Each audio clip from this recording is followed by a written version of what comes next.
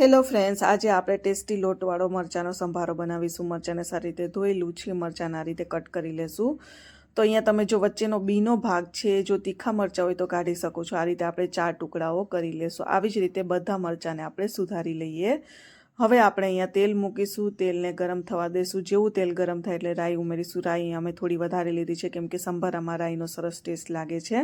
હિંગ, હળદર ઉમેરી દઈશું, મરચાં ઉમેરી દઈશું, ઢાંકીને થોડી વાર રહેવા દઈશું કેમ કે એમાંથી છાંટા ઉડે નહીં એટલા માટે।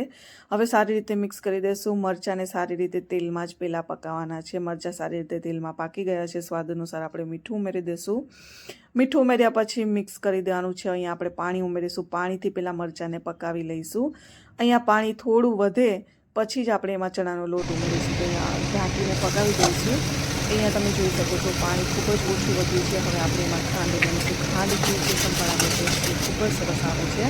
સારી રીતે મિક્સ કરી આ રીતે ચણાનો લોટ આપણે ઉમેરી દઈશું અને ઢાંકીને એકાદ મિનિટ જેવું પકાવીશું એટલે ખૂબ જ ટેસ્ટી એવો મરચાંનો લોટવાળો સંભારો તૈયાર થઈ ગયો છે। આ રીતે બનાવજો, બધાને ખૂબ જ ભાવશે અને વારે વારે બનાવવાનું મન થશે। લાઇક, શેર અને ચેનલ સબસ્ક્રાઈબ